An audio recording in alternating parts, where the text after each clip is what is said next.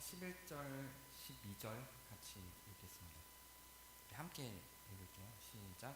형제들아, 서로 비방하지 말라. 형제를 비방하는 자나 형제를 판단하는 자는 곧 율법을 비방하고 율법을 판단하는 것이니라. 네가 만일 율법을 판단하면 율법의 준행자가 아니요 재판관이로다. 입법자와 재판관은 오직 한 분이시니 능히 구원하기도 하시며 멸하기도 하시느니라. 너는 누구이기에 이윤을 판단하느냐. 그 이웃에 대해서 우리가 교회에서 얘기를 하면 이웃 사랑만 얘기를 하죠. 사실은 이웃에게 행하지 말아야 될 것에 대해서도 성경이 만만치 않게 이웃에게 어떻게 베풀어야 하고 사랑을 해야 하는가만큼이나 다루고 있습니다. 그 중에 아주 중요하게 다루는 것, 또 여러 차례 반복되는 것 중에 하나가 비방과 판단을 하지 말라는 것입니다. 우리는 각자가 판단의 어떤 기준들을 갖고 있죠. 그래서 그 판단의 기준들에서 벗어나면 마음이 어려워요. 예수님이 한참 활동을 하실 때 바리새인들이 가늠한 여인을 끌고 옵니다. 가늠한 여인을 예수님 앞에 놓고 어떻게 할까요? 하고 물어보죠. 여기에는 이제 그 트랩이 있었죠. 이중 트랩이 있어서 용서해줘라 라고 하면 율법을 어기는 것이 되고, 율법대로 처리해라 고 하면 예수님이 그동안 가르치신 그 사랑의 모습을 보이지 않는 것이기 때문에 예수님에게 트랩을 놓기 위해서 가늠한 여인을 데리고 와서 어떻게 할까요? 하고 묻습니다. 그때 예수님이 대답하신 내용은 죄 없는 자가 돌로 치라였습니다. 죄 없는 자가 돌로 치라고 하니까 사람들은 본인들의 죄가 드러나 있으니 돌로 치지 못하는 그런 내용이 성경에 기록이 되어 있죠. 근데 저는 죄가 없다고 자기 스스로 생각하고 돌로 치는 사람들이 꽤 있었을 법도 한데 이상하게 굉장히 양심적이었던 것 같아요. 바리새인들이라 그런지 지금 고익이 있는 사람들이 오히려 저는 좀 양심적이지 않았나? 난 죄가 없어요 그렇게 칠 수도 있었을 텐데, 아마도 추정하기로는 그때 왜 죄 없는 자가 돌로 치라라고 하니까 못 쳤냐면, 누군가가 권위를 가지고 야, 니네가 돌로 쳐 이렇게 명령을 딱 내려주면 저 사람이 돌로 치라고 명령한 거야 하고 칠 수 있을 텐데, 뭔가에 의지하고 의탁하죠. 율법에 기록된 대로 행해 라고 하는 거니까 나는 자유로워져. 율법대로 나는 치는 거예요. 근데 죄 없는 자가 돌로 치라라고 하면 그 책임이 누구한테 있냐면 나한테로 오거든요. 내가 결정을 하는 거예요. 그러니까 그 무게감이 무거워질 수밖에 없는 거죠. 그래서 사실 네가 판단해서 해가 제일 어려운 거예요. 이거는 우리가 살아가는 일상 속에서도 마찬가지거든요. 회사에서 생활을 할 때도 어떤 회사가 무서운 회사냐면 사장이나 회사의 규칙대로 니네들이 주어진 역할대로 해 이러면 좀 덜 부담이 되고 덜 무서워요. 근데 네가 알아서 하고 네가 책임지는 거야 라고 하면 좀 더 무섭거든요. 그런 상황이었던 거예요. 물론 그거를 더 좋아하는 사람들도 있죠, 이런 비유 속에서는. 근데 그거는 이제 한 사람의 생명을 좌지우지하는 결정이란 말이에요. 돌을 쳐서 죽일 수도 있고 살 수도 있는 한 사람의 생명을 좌지우지하는 건데, 내 결정으로 내가 돌을 들어서 친다? 누군가가 치고 쳐서 죽을 것 같은 분위기에서 내 돌 하나 없는 거하고, 아니면 어떤 권위가 있어서 그 권위가 쳐도 돼 죽여도 돼 라고 하는 거하고, 죄 없는 자가 먼저 돌로 치라고 해서 내가 돌을 들고 내가 결정해서 치는 거하고는 굉장히 다른 얘기거든요. 그래서 죄 없는 자가 돌로 치라고 했을 때 돌을 들고 그것을 치려고 시도를 하는 그 첫 번째 사람에겐 굉장한 부담이 있었을 거예요. 내가 죽이는 거예요. 결국은 내가 그 사람을 판단하는 거예요. 내가 그 사람이 죄인이라고 결정하는 거예요. 율법이 결정해 주는 게 아니라 내가 결정하게끔 예수님은 이 트랩을 다시 만들어 보낸 거죠. 그러니까 사람들은 내 결정에 의해서 이걸 심판해야 되니까 안 되는 거예요. 그리고 나서 예수님이 뭐라고 말씀하시냐면, 사람들이 돌로 치지 못하니까 그 가늠한 여인을 용서해 주면서 너희는 육체를 따라 판단하나 나는 아무도 판단하지 아니하느니라. 예수님은 원래 판단하시는 분 아니에요? 근데 나는 아무도 판단하지 아니하느니라 그래요. 그런데 그 뒤에 뭐라고 이어가냐면 만일 내가 판단하여도 라고 나오는데요. 여기서 만일은 사실은 만일도 맞는 굉장히 좋은 번역인데 더 정확하게 하려면 어떤 상황에서 어떤 경우에서는 뭐 영어로 하면 in my shoes예요. 혹은 in his shoes 혹은 in case shoes 이렇게 될 거예요. 뭔가 어떤 상황에서 이건 만약에로 해도 괜찮은 거예요. 만약에 어떤 상황에서 내가 판단하여도 내 판단이 참되다. 어떤 상황에서는 내가 판단할 건데 그때는 내 판단이 참될 거라고요. 이거는 그때 내가 혼자 있는 게 아니라 나를 보내시니까 함께 계실 거기 때문에 이거는 대체적인 해석으로는 심판의 때를 의미하는 거죠. 그리고 예수님은 다른 것에 의해서 이 사람의 어떠함에 대해서 나는 판단하지 아니하느니라 이렇게 이야기를 해요. 예수님도 판단하지 않는데요. 근데 예수님의 공생의 업적을 보면 판단할 때가 있으시거든요. 그래서 바리새인들을 향해서 이 독사의 자식들아 라고 말하기도 하고 성전에서 장사하는 장사치들을 향해서 성전을 더럽혔다고 하며 엎어버리기도 하죠. 이거는 판단한 거 아닌가요? 네, 요거는 왜 판단을 했는지는 조금 이따가 다시 한번 설명하도록 할게요. 예수님도 기본적으로는 상황상 정황상 애매한 상태에서 예수님의 권위로 뭔가를 결정해야 되는 것에 대해서는 판단하지 않는다고 이야기를 하십니다. 우리는 지금 예수님이 개인적으로 바리새인들이 예수님한테 둔 트랩은 뭐냐면 율법인지 아닌지 애매한데 당신의 권위로 이것을 판단하시오였어요. 바리새인들이 예수님한테 그 함정을 둔 거예요. 이걸 율법대로 어떻게 해야 하는지 애매한 상황인데 당신의 권위로는 이걸 어떻게 할 겁니까? 였어요. 그러니까 예수님은 본인의 권위, 개인적 권위, 율법이 아닌 개인적 권위에 그걸 의탁해서 그 개인적 권위로 그걸 판단하게끔 함정을 파니까 예수님이 그걸 누구한테? 그 돌을 던지려고 하는 사람들에게 개인적 권위로 떠넘겨버린 거예요. 그 판단을. 그러니까 그 개인적 권위를 그 바리새인들도 자기네들에게 개인적 권위에 대한 판단의 기회가 오니까 못하는 거예요. 이렇게 누군가를 판단하는 건 공식적으로 공개적으로 누군가를 판단하는 건 굉장히 무거운 거예요. 뭔가의 파급 효과를 미쳐요. 그래서 그걸 누가 해요? 법이, 국가가, 어떤 그걸 부여받은 권위가, 우리 교회로 말하면 운영위원회가 이걸 하는 거예요. 혹은 교인총회가 이걸 하는 거예요. 무엇인가를 판단할 때 그 판단에 대한 무게감이 너무 커요. 그래서 그거를 네가 결정해서 네가 진행하고 네가 책임지는 거야 라고는 안 하지만 내가 책임지는 거야 라는 인식은 있는 거죠. 그걸 맡길 때. 그게 너무 부담스러워서 그거를 처리해내고 진행하는 게 어려워요. 원래는. 그래서 권위를 갖고 있는 법이 있는 거예요. 예수님한테 그 법을 뛰어넘는 권위로 판단하라고 요구를 하니까 예수님이 그 권위를 뛰어넘는 판단을 바리새인들한테 맡겼고 돌려버렸죠. 그러니까 바리새인들은 우리도 그 판단을 못해 하고 돌을 들고 벌벌 떨다가 결국은 판단을 못하고 끝난 거예요. 그리고 예수님은 판단하지 않기로 결정을 한 거죠. 이런 일들이 우리의 삶에, 우리의 생활 속에, 우리의 관계 속에 굉장히 많이 일어나요. 굉장히 많이 일어납니다. 오늘 우리가 살펴본 이 말씀을 보면 비방하지 말라고 해요. 일단 11절엔 비방하지 말라고 해놓고 12절에는 이웃을 왜 판단하느냐라고 이야기를 하죠. 네가 누군데 이웃을 판단하느냐 이렇게 해요. 비방하고 판단을 연결시켰어요. 비방하지 말라고 해놓고 비방하는 자들에게 네가 뭔데 이웃을 판단하느냐 그래요. 비방에는 판단이 담겨 있는 거예요. 비방을 하려면 판단이 이미 전제되어 있는 거예요. 판단하지 않고는 비방할 수 없는 거예요. 일단 내가 누군가를 비방하고 있다면 그건 그 사람을 내가 판단했다는 거예요. 그런데 여기에서 판단이라고 하는 건 판단하기 위한 기준이 있어야 돼요. 어떤 틀이 있어야 돼요. 근데 그 판단하기 위한 기준과 틀은 누구의 거예요? 비방하는 자의 거예요.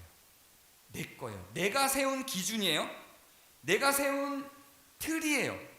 내가 세운 틀, 내가 세운 기준에 벗어났기 때문에 그걸 판단해서 그걸 비방하기 시작합니다. 그리고 그 비방에는 어떤 원리가 있는 거냐면, 내가 세운 기준이 있는데 너도 내 기준에 동의하지? 라는 거예요. 내가 누군가를 비방해요. 사람에게 누군가를 비방해요. 그 비방을 한다는 건 무슨 의미냐면, 내 틀로 내 기준으로 저 사람을 판단했더니 저 사람은 틀려. 너도 내 기준에 동의하지? 이 얘기예요. 그러면 그 비방을 들은 사람이 그래 맞아, 네 기준이 맞아 라고 하면서 같이 비방을 하는 거예요. 함께 비방을 한다는 건 우리는 같은 기준을 갖고 있는 사람들이야 라고 이야기를 하는 거예요. 그래서 비방을 하는 데는 결국은 저 사람이 죄를 지었어 라고 말을 한다기보다 내 기준이 맞지 라고 하는 것에 대한 동의를 얻는 행위예요. 내 기준이 맞지 라고 하는 것에 대한 동의를 얻는 희생양으로 누군가를 만들어내는 거예요. 이런 활동들이에요. 거기에 대해서 성경은 어떤 자세를 취하고 있는 거냐면, 판단하지 말라? 그렇게 판단하는 것 곧 율법을 비방하고 율법을 판단하는 거예요. 우리가 비방할 것이 생긴다면 내가 판단을 했기 때문이기 때문에 이렇게 가는 게 맞는 거예요. 내 안에 비방하고 싶은 마음이 생겼다, 비방할 것이 생겼다. 그러면 내 선, 내 기준, 내 틀에 의해서 그것을 판단한 거기 때문에 그걸 어디로 가져가는 게 맞아요? 법으로 가져가는 게 맞아요. 형식적으로는 그래요. 저 사람이 뭐가 잘못됐는데? 라고 말을 하고 그 사람의 잘못에 대해서, 그 사람이 잘못한 것에 대해서 내가 불편하단 말이에요. 그러면 이게 내 틀이 맞는 건지 저 사람 틀이 맞는 건지에 대한 문제예요. 내 기준이 맞는 건지 저 사람 기준이 맞는 건지에 대한 문제예요. 그러면 이걸 어디로 가져가야 되냐면 율법으로 가져가는 거예요. 법으로 가져가는 거라고요. 그런데 이거를 법으로 가져가지 않고 저 사람과 나 사이의 다른 기준으로 인해서 내가 판단이 섰는데 이거를 법으로 가져가지 않고 다른 사람에게 가져가면 나는 법을 피해서, 법을 무시하고 그 사람을 심판하는 거예요. 그 사람에게 돌을 던지는 거예요. 예수님이 죄 없는 자가 돌로 치라라고 한 것에 대해서 돌로 치기 시작하는 거예요. 이게 비방이 가져오는 결과물이에요. 그래서 성경이 누구나 판단하고 살지 않나? 라고 생각할 수 있어요. 우리 머릿속에서는 판단이 계속 돌아가죠. 당연히 판단이 돌아가요. 판단 안 하는 사람이 어디 있어요? 기준이 없는 사람은 없어요. 다 자기 기준이 있어요. 근데 그 기준이 서로 다 다르거든요. 서로 다 달라요. 제 아내랑 저는 지금 이제 21주년이에요. 21년을 같이 살았어요. 그래도 아직도 기준이 달라요. 저보다 더 오래 사신 분들도 마찬가지일 거예요. 왜냐하면 우리는 그동안 살아온 역사가 너무 달라요. 지문과 같아요. 우리의 경험은 지문 같아. 지문보다 더 견고하고 더 달라요. 이 조그만 엄지손가락 안에 있는 선들이 온 세계 사람들이 다 다르다는 게 너무 신기하지 않아요? 정말 너무 신기해요. 물론 가끔 같은 사람이 나온다고 해요. 아주 가끔. 같은 나라에서 안 나오고 저기 다른 어떤 나라에서 아주 가끔 나온다고는 하는데 기본적으로 그게 아주 드문 일이고 지문이 다 달라요. 근데 우리의 삶은 너무 다 달라요. 같은 사람이 없어요. 쌍둥이도 달라요. 쌍둥이도 친구도 다르고요. 부모님이 대하는 태도도 다르고요. 그 애들이 읽은 책도 달라요. 본 드라마도 다르고. 그러니까 그 모든 경험들이 우리한테 다 입력이 돼서 그 사람을 만드는 건데 어떻게 같을 수가 있어요? 쌍둥이조차도, 형제조차도, 가장 절친한 친구조차도 다른데 20년, 30년을 다르게 살아온 사람이 만나서 20년, 30년을 또 새로 살아간다고 해도 그 이전에 살아온 경험과 역사가 달라지는 게 아니거든요. 다를 수밖에 없어요. 우리의 생각의 틀과 기준은 이렇게 생각하시는 게 훨씬 편합니다. 맞출 수 없어요. 평생 맞출 수 없어요.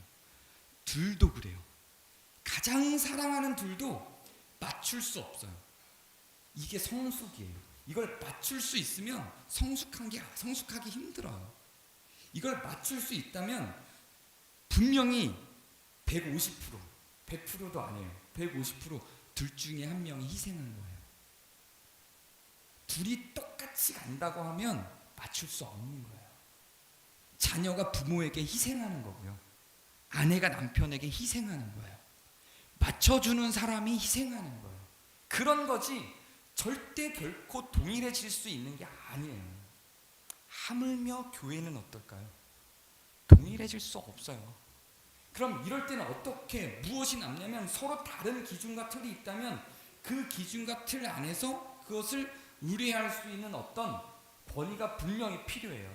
그게 법인 거예요. 그게 율법인 거예요.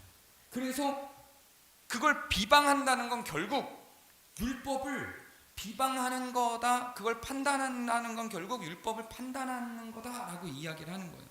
근데 우리는 그런 다른 기준들이 있기 때문에 전부 판단을 하고 살 수밖에 없는 사람들이거든요. 기준이 있는데 어떻게 기준을 생각 속에서도 안 하고 살 수 있겠어요? 당연히 판단을 하죠. 근데 내 머릿속에서 판단하는 거하고 그거를 밖으로 꺼내는 건 굉장히 다른 얘기예요. 내 머릿속에서는 얼마든지 판단할 수 있는데 그게 밖으로 꺼내지는 순간 누군가를 죽이는 거예요. 그게 자녀일 수 있어요. 그 죽이는 대상이 남편이나 아내일 수 있고요. 부모일 수도 있어요. 그렇게 판단을 해서 누군가를 죽이는 거예요. 돌로 치는 거예요. 율법을 무시하는 거죠. 그래서 율법으로 가져가는 거예요. 여기서 율법이라고 하는 건 성경에서 율법은 곧 말씀을 의미하죠. 법적인 것일 수 있어요. 그러나 대체로 성경에서 율법은 이스라엘 테두리 안에서니까 당연히 말씀을 의미하는 거예요. 이 안으로 갖고 오는 거예요. 그래서 말씀 안으로 갖고 와서 이 말씀에서 즉 율법에서 어떻게 기준을 세우고 있는지에 대해서 그 권위로 묻는 거예요. 그래서 그게 필요해요. 무엇인가에 대한 기준이나 권위가 있는 가정이 그것이 없는 가정에 비해서 평온할 수밖에 없어요. 그런데 문제가 있어요. 어떤 문제가 있냐면 율법에 맡길 수 없는 것들이 있어요. 율법에 맡길 수 없는 애매한 것들이 있어요. 성경이 율법이 다루지 않는 것 같은 게 있어요. 그럴 때는 판단하고 비방할 수밖에 없는 상황으로 들어가게 되죠. 이럴 때 신앙의 수준이 나타나는 거예요. 인격의 수준이 나타나기도 하죠. 율법에서 다루지 않는 대부분의 것들은 내 욕망이에요. 대부분은 그래요. 내 감정이고 내 욕구일 때가 많아요. 그런 건 수용하는 게 수준 있는 사람이에요. 그리고 최소한 대화로 가져가는 거예요. 그 사람과 대화를 하는 거예요.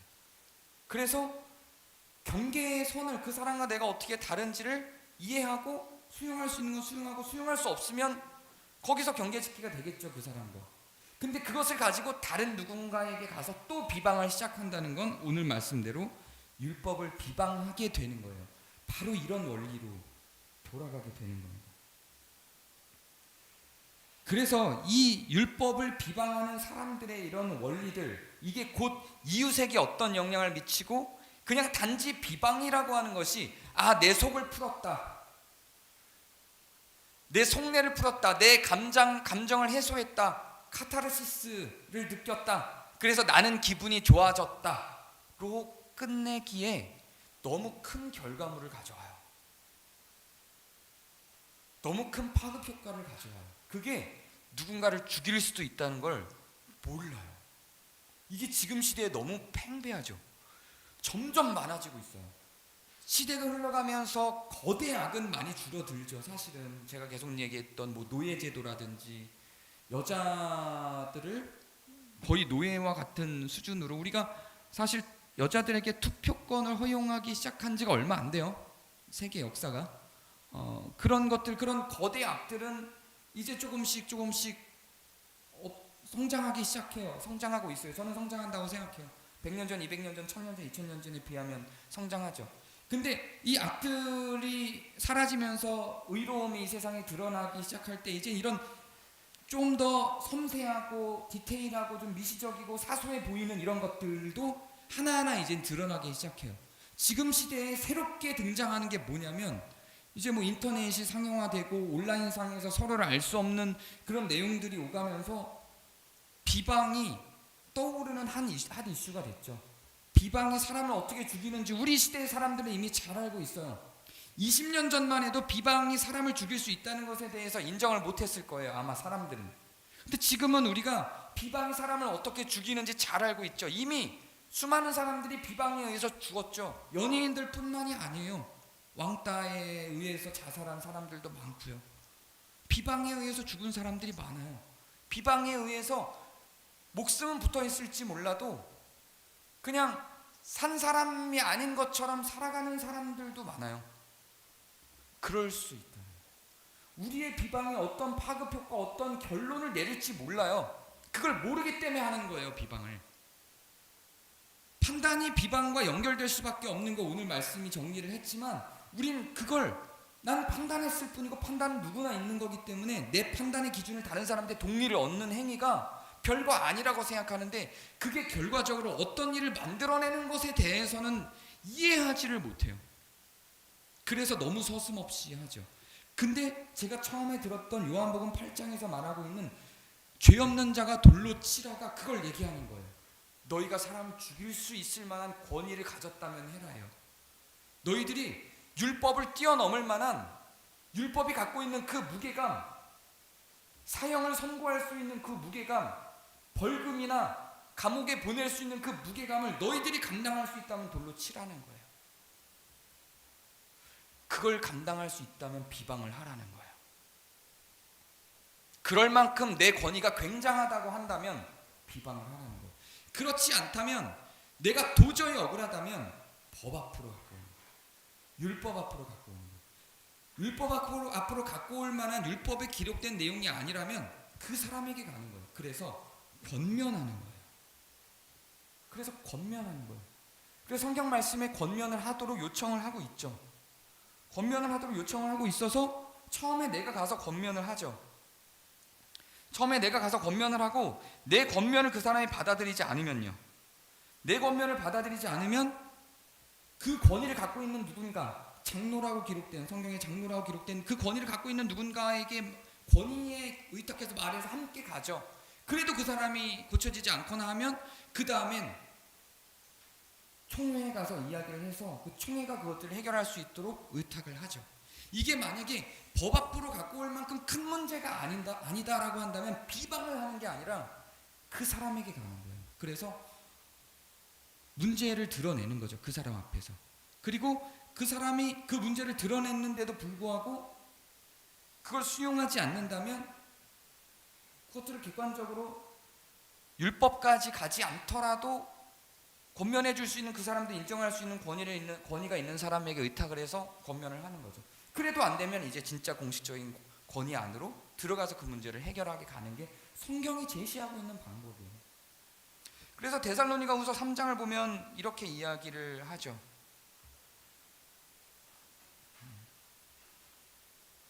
누가 이 편지에 한 우리말을 순종하지 아니하거든 그 사람을 지목하여 사귀지 말고 그로 하여금 부끄럽게 하라 라고 되게 부드럽게 이야기했는데 지목하여 사귀지 말고라고의 내용이 비방하지 말고예요. 그 사람을 지목하여 비방하지 말고 그 사람으로 하여금 부끄럽게 하라. 그러나 원수같이 생각하지 말고 형제같이 권면하라. 이런 내용이 성경에 굉장히 많이 나와요.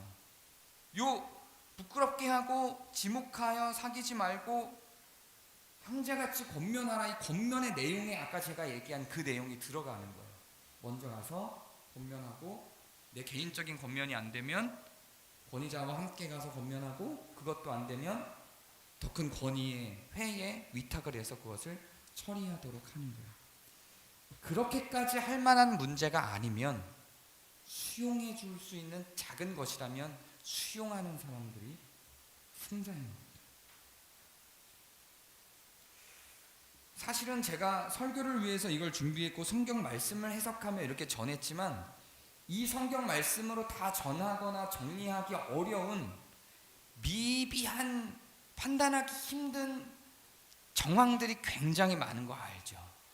이거를 내가 권면해야 돼? 권면하기는 굉장히 애매한데 나는 너무 고통스러워. 이런 것들이 많죠. 그래서 우리는 불가피하게 어떤 우리의 마음의 위로를 얻기 위한 비방으로 흘러가기도 하죠. 네, 그거를 제가 이해하지 못하는 게 아니에요. 충분히 이해하고 충분히 공감하고 저도 그렇게 살아왔고 저도 그렇게 지금 살고 있을지도 모르고 그런 상황들이 저도 모르게 처리되고 있을 수도 있어요. 그런데 최소한 이건 고민해야 돼요. 그것이 어느 정도의 폭력을 행사할 수도 있다는 거. 그래서 우리도 모르는 사이에 나는 단지 내 기준에 대한 동의를 얻었을 뿐인데 그것이 비방이 되어 사실은 누구를 죽일 수도 있다는 거. 내가 그렇게 무엇인가를 비방하려고 할 때 예수님이 죄 없는 자가 돌로 치라라고 했던 말씀, 그래서 율법을 뛰어넘는 권위가 나에게 있는가 라고 하는 고민의 지점에 우리가 도달해야 한다는 거. 여기까지 갔을 때는 네, 비방하셔도 됩니다. 그 정도의 무게감을 여러분들이 감당할 수 있다면 비방하셔도 됩니다. 여러분들의 판단이 그 율법의 판단보다 더 위에 있는 확고한 것이라고 생각하신다면 비방하셔야 됩니다. 그러나 그렇지 않다면 비방을 멈추고 수용해 주거나 아니면 그 수용이 너무 힘들 만한 일이라면 찾아가서 권면을 하시고, 그것이 통하지 않는다면 그것을 감당할 수 있을 만한 권위에 의지해 주시기 바랍니다. 그것이 가족에서도 마찬가지고 교회 공동체에서는 더욱 그렇고 사회에서도 동일해요. 개인적인 비방으로 해결되는 건 대체로 없고 개인적인 비방은 오히려 일을 더 확대시키고 키우는 경우들이 더 많습니다. 그러면서 오늘 우리가 읽은 이 말씀 전에 이렇게 이야기를 하고 있어요. 슬퍼하며 애통하며 울지어다.